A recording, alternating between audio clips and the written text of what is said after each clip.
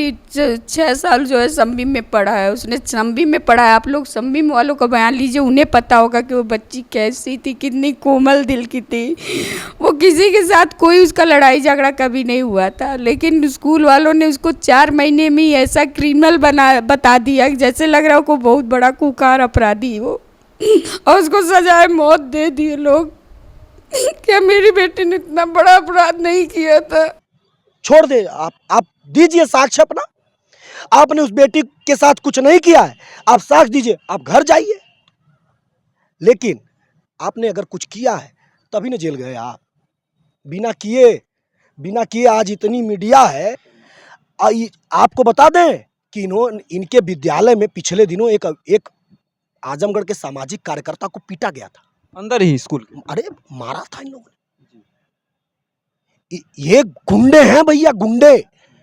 ये कभी भी मरवा सकते हैं, ये किसी को भी मरवा सकते हैं। दोस्तों नमस्कार, इस समय हम आजमगढ़ जिले में मौजूद हैं। जैसा कि आप सभी लोग जानते हैं कि जो श्रेया तिवारी नाम की बच्ची है, स्कूल में उसकी जान चली जाती है। और जहां पर आप लोग समझते हैं कि अभिभावक जो है इसलिए भेजते हैं बच्चों को स्कूल कि उसका जो भविष्य संवर सके, और ना कि जो है इस तरीके से जो है ये दिन देखना पड़े जो दिन आज जो है श्रेया के माँ बाप को देखना पड़ रहा है।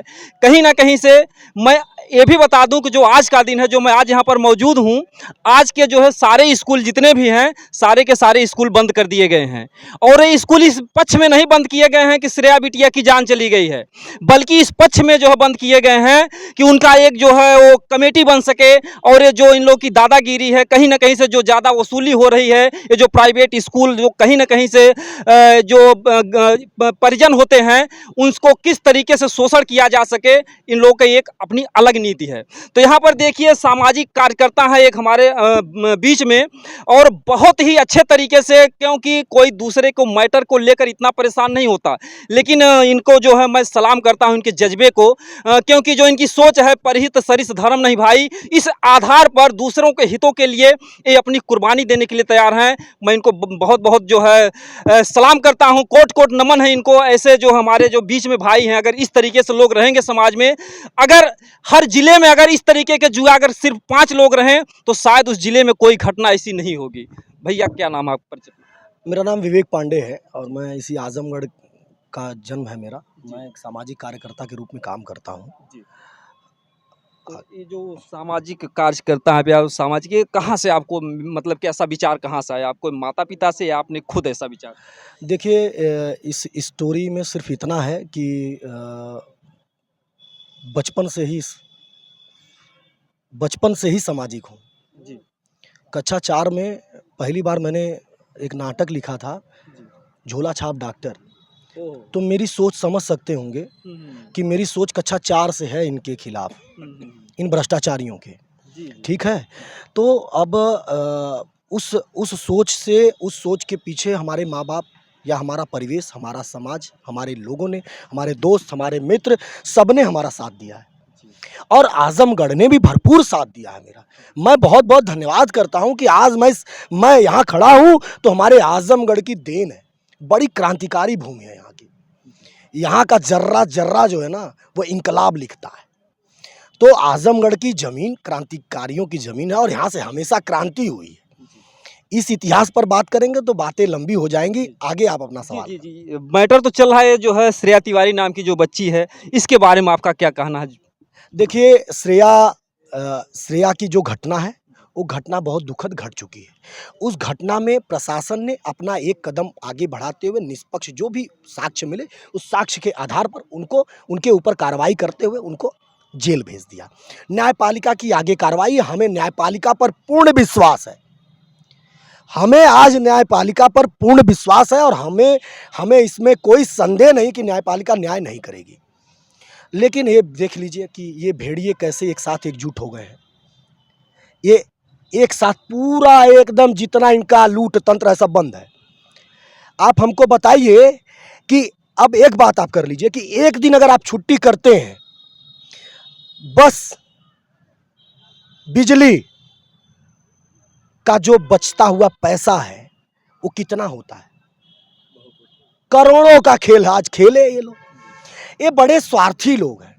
ये एक देखिए, मैं इसलिए ये बात कह रहा हूँ ना कि ये बात कहने की इसलिए आवश्यकता पड़ रही कि जब बिटिया मरी ना, तब इन लोगों ने विद्यालय नहीं बंद करा, तब इनको कोई फर्क नहीं पड़ा, कोई सहानुभूति नहीं। कोई सहानुभूति नहीं। ये 1 घंटे आधे घंटे का श्रद्धांजलि करते हैं ना भाई, कर देते और एक मैसेज दे देते, तो हमें पता चलता, हमारे समाज के लोग, और उस माँ बाप को, हमें क्या, उस माँ बाप को तसल्ली मिलती कि नहीं, पूरा उत्तर प्रदेश इस घटना से दुखी है।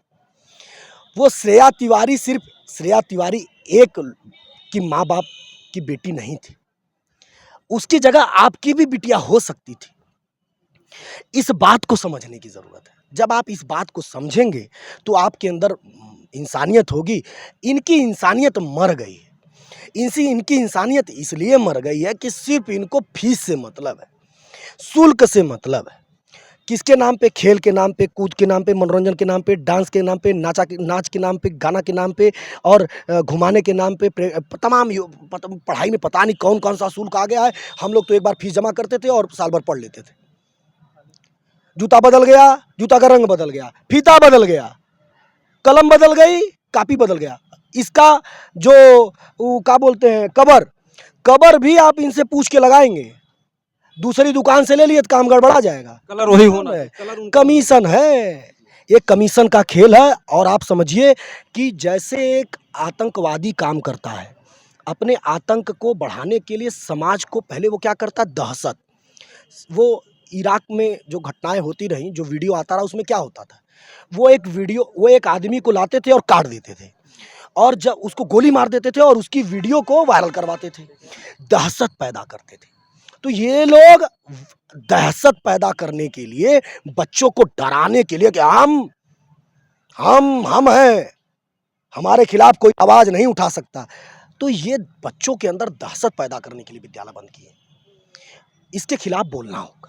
कहीं कहीं जैसे गुरुजनों को एक सम्मान दिया जाता है कि जो है गुरु से कोई बड़ा नहीं होता है, गुरु गोविंद दो खड़े, इनको मतलब भगवान से भी ऊंचा दर्जा दिया जाता है गुरुओं को। और आप जो हो कैसे कह सकते हैं जैसे कि भेड़िए हैं, इस तरीके का जो आप शब्द प्रयोग कर रहे हैं, ये किस मजबूरी में आपको कहना पड़ रहा है? कोई मजबूरी नहीं, आप मुझसे सुन लीजिए। पहले ये जो देखिए प्रबंधक आज ये जो बैठे हैं, जो एक साथ हुए हैं, वो प्रबंधक हैं। अब इस बात पर आएंगे तो जो टीचर है वो 10-12 हज़ार रुपये पे तो पढ़ाने जाता है बेचारा, वो भी 10-12 हज़ार रुपया उसको कब मिलता है पता नहीं।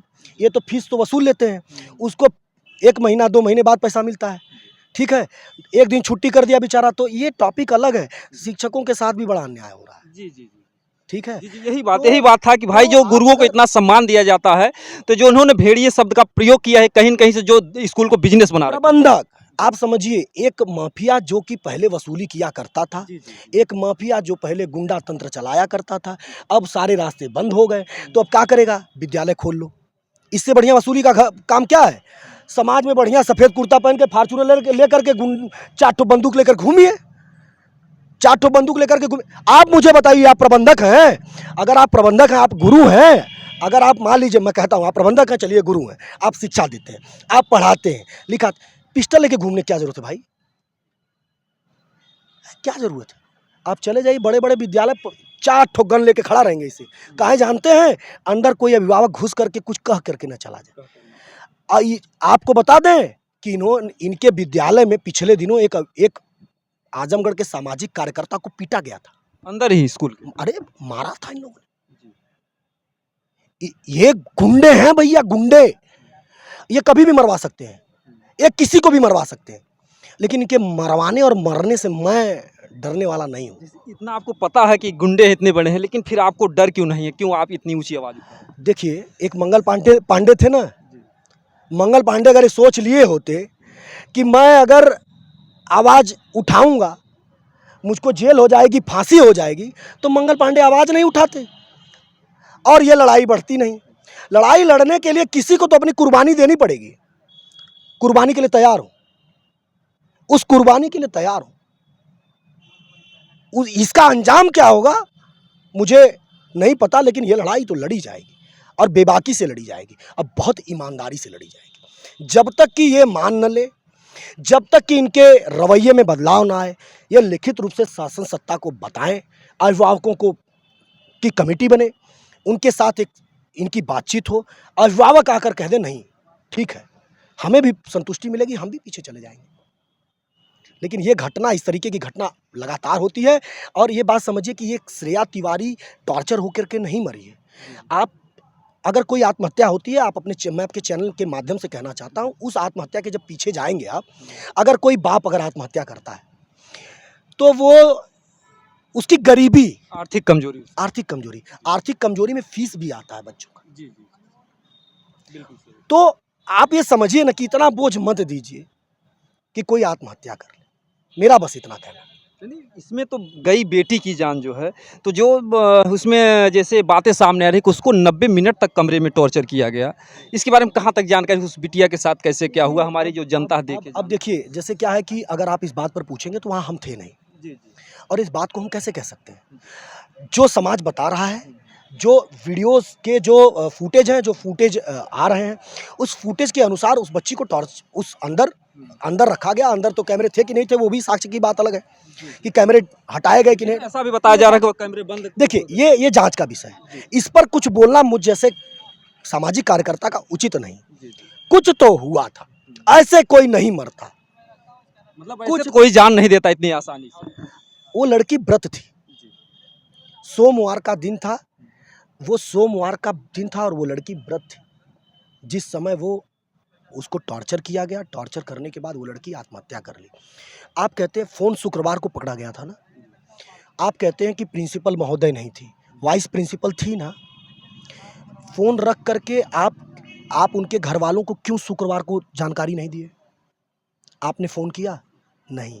उद्देश्य ये था ना, फीस बाकी होती, हजारों बार फोन जाते, हजारों बार मैसेज जाते, लेकिन उद्देश्य दूसरा था।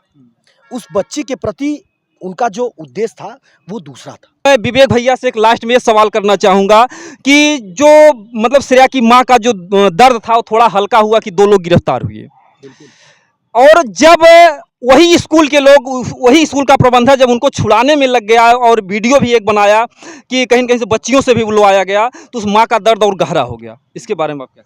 देखिए, इस लड़ाई में बच्चों को नहीं लाना चाहिए। मैं आपको बता दूं, मैंने किसी एक बच्चे से कांटेक्ट नहीं किया है और ना ही एक बच्चे, मेरे पास बहुत सारे ऐसे बच्चे हैं जिनको मैं जानता हूं जो इस लड़ाई में आना चाहते हैं। बच्चों को क्यों इस लड़ाई में लाएं? बच्चे का काम है पढ़ना, उसका काम है शिक्षा दीक्षा लेना और पढ़ना। हमारी लड़ाई नैतिकता की लड़ाई है। हमारी इस लड़ाई में लोगों को जगाने की लड़ाई है। हमारी लड़ाई इन माफियाओं के खिलाफ है। तो इसमें लोगों को जगाने के लिए हम मैदान में आए हैं। आज ये स्कूल बंद कर दिए हैं, आगे तो ये लड़ाई ऐसे रूप में जाएगी, इनको पता नहीं है क्या होने जा रहा है। मैं आपको बता दूं, इनको पता ही नहीं है कि क्या होने वाला है। अगर उन जो गिरफ्तार हुए, अगर उन लोगों को छोड़ देते हैं, फिर आप लोगों का अगला कदम क्या हो? सुनिए, आपकी गिरफ्तारी हो गई, न्यायपालिका में चले गए, न्यायपालिका में मुझे विश्वास है। मैं बाबा भीमराव अंबेडकर साहब के संविधान में विश्वास रखने वाला व्यक्ति हूँ और मुझे विश्वास है जो न्यायपालिका करेगी वो बेहतर करेगी। मुझे कोई आपत्ति नहीं। छोड़ दे आप दीजिए साक्ष्य अपना। आपने उस बेटी के साथ कुछ नहीं किया है, आप साक्ष्य दीजिए, आप घर जाइए। लेकिन आपने अगर कुछ किया है तभी न जेल गए आप। बिना किए आज इतनी मीडिया है, हाथ हाथ में मोबाइल, सोशल मीडिया है। सोशल मीडिया आज अब किसी को पास लेने की ज़रूरत नहीं है, 1 मिनट लगता है, वीडियो बना के डाल देने के बाद पूरा देश देख लेता है।